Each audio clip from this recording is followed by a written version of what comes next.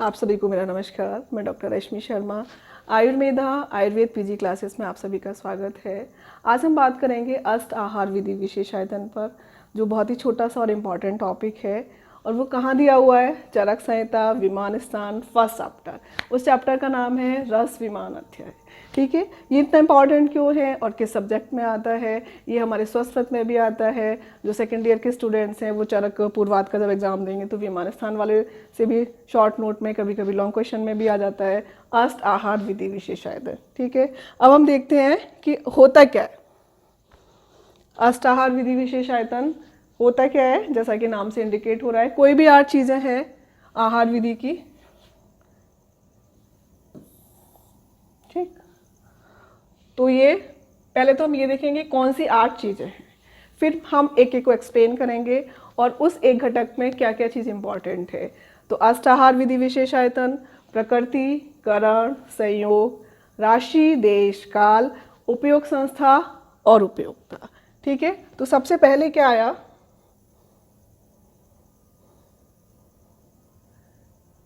सबसे पहले जो आया हमारे पास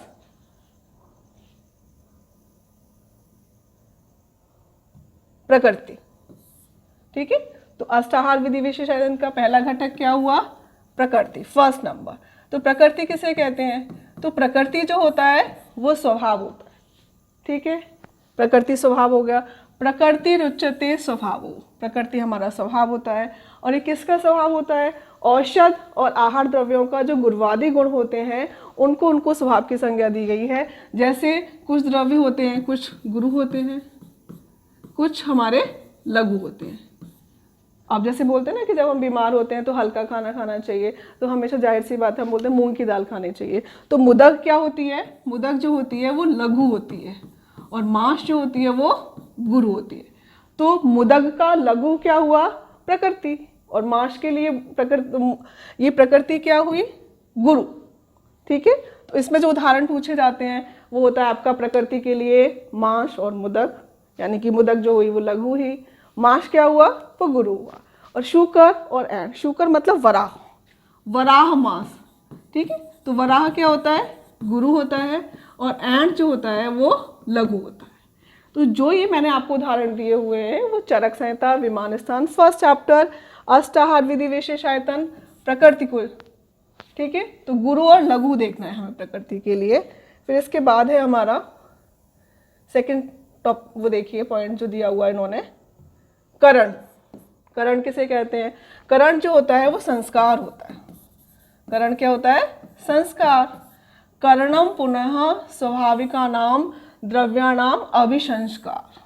ठीक है, तो पीजी में क्या क्वेश्चन आता है? मैचिंग के क्वेश्चन बनते हैं। एक तरफ हमारे अष्टाहार विधि विशेषायतन होते हैं और एक तरफ जो दूसरा कॉलम वो बनाते हैं वो इनके छोटे छोटे से पॉइंट ये सुमेलित कीजिए। जैसे प्रकृति को स्वभाव से, करण जो होता है उसको संस्कार से करते हैं। ठीक है, और उपयोग संस्था भी आगे आएगा। उपयोग संस्था क्या होता है? उपयोग करने का नियम होता है। तो करण, संस्कार। ठीक है, और जो सबसे इंपॉर्टेंट इसमें जो चीज है वो हमारी है जो संस्कार होता है। संस्कार क्या होता है? गुणों का आधान करना। किसी भी द्रव्य में, कोई भी औषध द्रव्य हो, कोई भी आहार द्रव्य हो, उसमें जो गुणों का आधान किया जाता है उसको हम संस्कार कहते हैं। संस्कारो ही नाम गुणांतर्धानम उच्यते, वेरी वेरी इंपॉर्टेंट। ठीक है, और वो कैसे किया जाता है? तो उसमें बहुत सारी चीज़ें दी है। जैसे चावल होता है, चावल को अगर हम बिना धोए पकाते हैं तो वो गुरु होता है, धो के पकाते हैं तो वो लघु हो जाता है, फिर हम अग्नि का सन्निकर्ष करते हैं तो वो और लघु हो जाता है। ठीक है, तो इसके कुछ 10 उन्होंने विधियां बताई हैं जिनके द्वारा संस्कार किया जाता है। कौन कौन सी होती हैं? टोय, जल से धोना, अग्नि सन्निकर्ष भी होता है, शौच भी होता है, मंथन, देश, काल, वासन, भाजना, काल प्रकाश। ठीक है, तो ये बहुत सारी दी हुई हैं यहाँ पे। कई बार ये भी एग्जाम में लिखने को आ जाता है, संस्कार पे भी टॉपिक आ जाता है, संस्कार पर नोट लिखिए। तो उसमें ये 10 प्रोसेस जो दिए हैं वो हमें लिखने होते हैं। जैसे एक आता है इसमें भाजन। ठीक है, तो भाजन का क्या मतलब होता है? पात्र। तो हम पीने का जल किस में रखते हैं? हम कहते हैं ना तांबे के पात्र में रखा हुआ जो जल होता है वो पीने के लिए बहुत अच्छा रहता है। और उसी तांबे के पात्र में अगर हम घी रख देते हैं, शहद रख देते हैं तो वो विष का रूप ले लेता है। ठीक है, तो भाजन। तो भाजन जो पात्र है वो जल के लिए तो अच्छा है लेकिन घृत के लिए हानिकारक है। ठीक है, तो गुणों का आधान के लिए हम क्या बोलते हैं, संस्कार बोला जाता है। इसके बाद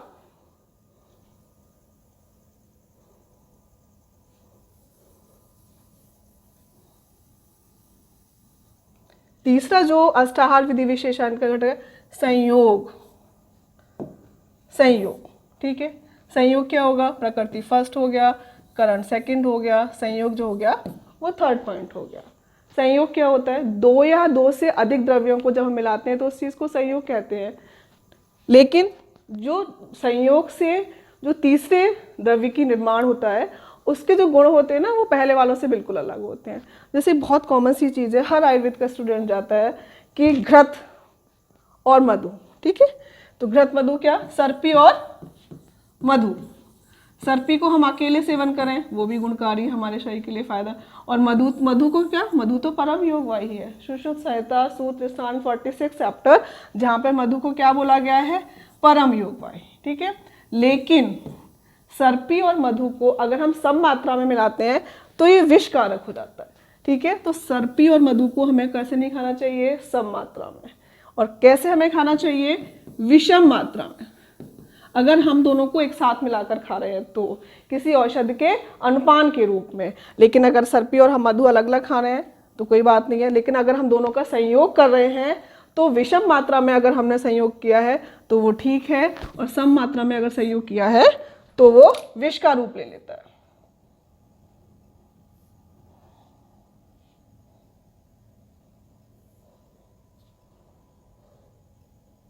अब एक तो ये हो गया, उन्होंने कहा संयोग किसे कहते हैं, दो या दो से अधिक द्रव्यों के संयोग को। तो दो में क्या आया, दो में हमारा आ गया मधु और घृत। अगर हम दो से अधिक लेंगे तो मधु, मत्स्य और पय, ठीक है। इन तीनों को भी हम मिला के एक साथ नहीं खाते हैं। इसके बाद आती है हमारी राशि, वेरी वेरी इंपॉर्टेंट टॉपिक। अष्टाहार विधि विशेष आयतन का जो घटक है वो है हमारी राशि। राशि क्या है, चौथा घटक हो गया। मात्रा अमात्रा फल विनिश्चार्थ, वेरी वेरी इंपॉर्टेंट। मात्रा अमात्रा के फल को जानने के लिए राशि। और राशि कितने प्रकार की होती है, राशि में दो ही वर्ड आते हैं, रा और शी। तो कितनी, दो प्रकार की। कौन से दो प्रकार होते हैं, सर्वग्रह और परिग्रह। सर्वग्रह और परिग्रह लिखा है ना, राशिस्तु सर्वग्रह परिग्रहो मात्रा मात्रा फल विनिश्चार्थ। मात्रा मात्रा के फल के विनिश्चय के लिए क्या होती है, राशि होती है। राशि हमारी दो प्रकार की होती है, सर्वग्रह और परिग्रह। अब आप कहेंगे सर्वग्रह का क्या मतलब होता है। सर्वग्रह का मतलब होता है संपूर्ण आहार को एक साथ मिलाकर हम एक पिंड रूप में ग्रहण करते हैं तो वो सर्वग्रह होता है। और एक एक करके आहार द्रव्यों का अगर हम सेवन करते हैं तो वो परिग्रह में आता है। जैसे तत्र सर्वस्य आहारस्य प्रमाण ग्रहणेन एक पिंडेन, कई बार इसका पीजी में से श्लोक दे दिया जाता है ना। प्रमाण ग्रहणेन एक पिंडेन डैश, क्या है ये, सर्वग्रह। और प्रमाण ग्रहणेन एक एक शयन आहार द्रव्याणाम परिग्रह, यानी कि एक एक करके आहार द्रव्यों का ग्रहण करना वो परिग्रह में कहलाता है। इससे रिलेटेड मैं एक और आपको चीज बताऊंगी, राशि से रिलेटेड, जो इस पे क्वेश्चन बनता है, ठीक है। इस पे क्वेश्चन बनता है सर्वस्व ही ग्रह डैश, रिक्त स्थान की पूर्ति करिए। तो यहाँ पे क्या आएगा, सर्वग्रह, ठीक है। श्लोक के वर्ड को ध्यान देना, सर्वस्य ही ग्रह सर्वग्रह, और सर्वतस्य ही ग्रह, जहां त वर्ड आ जाता है वहां परिग्रह हो जाता है। ये दोनों बहुत इंपॉर्टेंट हैं कि सर्वग्रह क्या होता है और परिग्रह क्या होता है। इसके बाद है हमारा, राशि के बाद आता है देश, ठीक है। देश क्या है, देश हम स्थान को कहते हैं, व्यक्ति का स्थान जहाँ का वो रहने वाला है। उस स्थान के अनुसार को भी उसके बहुत सारी चीज़ें साथ में होती हैं, कुछ चीज़ें साथ में होती हैं। तो आहार विधि विशेष आयतन का एक मुख्य घटक देश भी है। और वैसे अगर हम देखें तो देश के कितने प्रकार होते हैं, देश हमारा 3 प्रकार का होता है, जांगल, आनूप और साधारण देश। तो कुछ देश के अनुसार भी हमें चीज़ें साथ में होती हैं, जैसे जांगल प्रदेश के रहने वाले हैं, उनका आहार कुछ और होगा, उनको कुछ और चीज़ें साथ में होती हैं, ठीक है, उनको उस चीज़ को कैसे खाना चाहिए। आनूप देशज प्राणी जो होते हैं उनका आहार का विधि अलग है और उनके कुछ और चीज़ें साथ में होती हैं, तो इन चीज़ों का भी हमें ध्यान रखना है। देश, इसके बाद आता है काल, ठीक है, काल। अब ये देखिए काल, काल क्या होता है। राशि कितने प्रकार की थी, राशि में 2 वर्ड आ रहे थे, राशि 2 प्रकार की थी। काल भी हमारा 2 प्रकार का होता है, वेरी वेरी इंपॉर्टेंट। काल के प्रकार 2, नित्यक और आवस्थिक। अब नित्यक क्या क्या मतलब होता है। नित्यक जैसे होता है ना, एक संवत्सर में हमारी कितनी ऋतुएं होती हैं, 6 ऋतुएं होती हैं। एक ऋतु जो होती है वो 2 मास से मिलकर बनी होती है। तो एक काल चक्र चलता रहता है, शीत, उष्ण, वर्षा, फिर पूरे एक हमारी 6 ऋतुओं का चक्र गया, फिर दूसरी वर्ष शुरू हो गया, फिर शुरू हो गया। तो नित्यक जो काल होता है वो ऋतु के अनुसार, ऋतु सात्मपेक्ष, वेरी वेरी इंपॉर्टेंट, कि ऋतु सात्मपेक्ष है काल का कौन सा प्रकार, नित्य। दूसरा क्या आता है, अवस्थिक। ये कुछ अवस्था दी हुई है, ठीक है। तो ये किसकी अवस्था है, क्योंकि आहार विधि विधान की हम जब बात कर रहे हैं तो विकार से रिलेटेड होगी, ठीक है। तो ऋतु सात्मपेक्ष तो जो हो गया वो हमारा नित्य काल हो गया। आवस्थिक क्या काल हो गया, ये होता है विकार की अपेक्षा करता है, विकार की अपेक्षा करता है। क्या अपेक्षा करेगा विकार की, ये जैसे हम बोलते हैं ना जीर्ण ज्वर, नवीन ज्वर, 2 वर्ड आते हैं ज्वर पढ़ते हैं कि नव ज्वर है और जीर्ण ज्वर है, तो ये विकार की अवस्था है ना।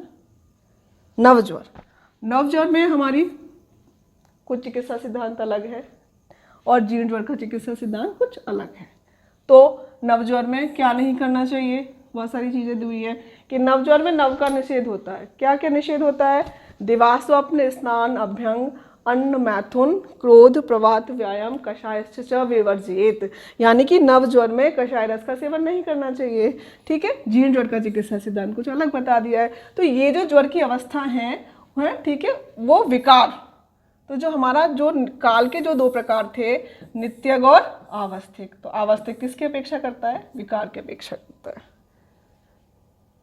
इसके बाद हम देखेंगे 7वां जो अष्टाहार विधि विशेषायतन का जो 7वां घटक है वो है हमारा उपयोग संस्था।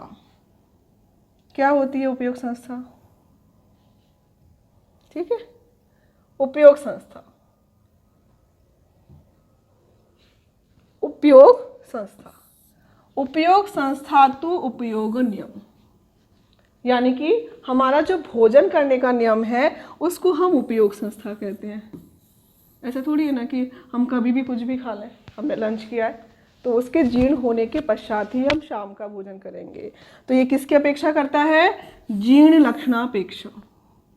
उपयोग संस्था तो उपयोग नियम सजीर्ण लक्षणापेक्षा, यानी कि जीर्ण के लक्षण की अपेक्षा रखता है उपयोग संस्था।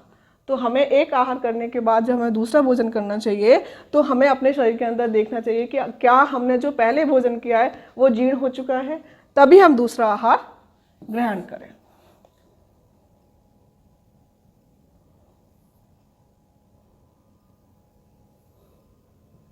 ठीक है, तो उपयोग संस्था तो उपयोग नियम हो गया। अब इसके बाद है आखिरी अष्टाहार विषय जो हमारा विशेषायतन है वो है हमारा उपयोक्ता। उपयोक्ता 8वां घटक। उपयोक्ता क्या होता है, उस व्यक्ति को हम उपयोक्ता कहते हैं जो उपभोग कर रहा है।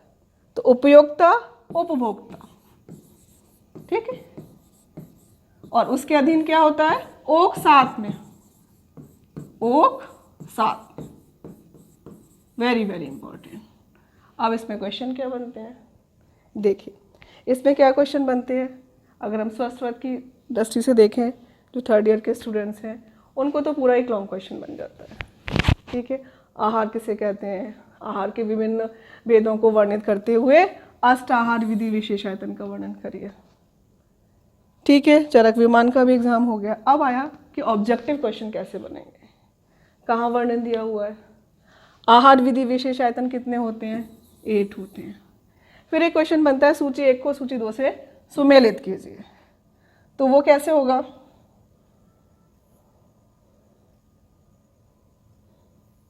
तो जो हमने अष्टाहार विधि विशेषायतन में जो हमने 8 चीजें पढ़ी थी, उसमें वो क्या करेंगे? राशि के कितने प्रकार, निम्नलिखित में से कौन से 2 घटक है जिनके 2-2 प्रकार दिए हुए हैं? राशि और काल। राशि 2 सर्वग्रह और परिग्रह, काल नित्यग और अवस्थिक। करण, करण किसके समानार्थी है? संस्कार। और संहति भाव को क्या कहते हैं? संयोग। और प्रकृति क्या है? स्वभाव। ठीक है, एक बार हम फिर से देख लेते हैं। प्रकृति स्वभाव होती है, करण जो होता है वो हमारा संस्कार होता है। ठीक है, संयोग क्या होता है? संहति भाव को हम संयोग कहते हैं। राशि 2 प्रकार, सर्वग्रह और परिग्रह। काल, उसके बाद आता है देश, स्थान को देश कहते हैं। ठीक है, काल, काल भी हमारा 2 प्रकार का होता है, नित्यग और अवस्थिक। नित्यग ऋतु सापेक्ष होता है, अवस्थिक जो होता है वो विकार की अपेक्षा करता है। फिर उपयोग संस्था, उपयोग संस्था तो उपयोग नियम। इसमें क्वेश्चन बनता है जीर्ण लक्षणापेक्ष, जीर्ण लक्षणापेक्ष किस आहार विधि विशेषायतन से संबंधित है? यानी कि जीर्ण लक्षण की अपेक्षा कौन सा घटक करता है? उपयोग संस्था तो उपयोग नियम। और उपभोक्ता क्या कहलाता है? उपयोक्ता। और उसके अधीन क्या होता है? ओक्सा। Very very important topic. ठीक है, अष्ट आहार विधि विशेषायतन, ये क्यों बताया गया है, इसकी इंपॉर्टेंस क्या है? तो ये इसलिए ज़्यादा इंपॉर्टेंट है कि अष्ट आहार विधि विशेषायतन स्वस्थ व्यक्ति के लिए भी है और आतुर व्यक्ति के लिए भी है। उसको अगर आहार ग्रहण करना है तो इन सब चीज़ों का ध्यान रखते हुए, ठीक है, हमारा खाना पच जाए तब हम कहाँ हैं, हम अगर हमें कोई व्याधि हुई है तो उसकी कौन सी अवस्था है, उस अवस्था के अनुसार हमें कौन सा भोजन ग्रहण करना चाहिए। ठीक है, ये हमारा अष्ट आहार विधि विशेषायतन पे मेरा छोटा सा टॉपिक था। अगर आपको ये वीडियो अच्छा लगा है तो प्लीज़ वीडियो को लाइक करिए, मेरे चैनल को सब्सक्राइब कीजिएगा और मैक्सिमम शेयर कीजिए इसको, जिससे ज़्यादा से ज़्यादा स्टूडेंट्स तक ये इम्पॉर्टेंट टॉपिक पहुंच पाए। अष्ट आहार विधि विशेषायतन, ठीक है, कहाँ दिया हुआ है? चरक संहिता, विमान स्थान, फर्स्ट चैप्टर, उस चैप्टर का नाम है रस विमान। ठीक है, हम एक बार जरूर याद करेंगे, कोई भी टॉपिक हम पढ़ें उससे पहले हम जरूर याद करें कि ये कहाँ दिया हुआ है, किस चैप्टर में दिया हुआ है। तो चरक विमान फर्स्ट चैप्टर, रस विमान। अगर हम बात करें कि विमान स्थान में कुल कितने अध्याय होते? 8 अध्याय। ठीक है, इसके साथ ये मेरा टॉपिक छोटा सा कोशिश थी आपको अष्टाहार विधि विशेषायतन समझाने की। और अगर आपको ये वीडियो पसंद आए तो प्लीज़ आप वीडियो को लाइक करिए और मेरे चैनल को सब्सक्राइब कीजिएगा। नमस्कार।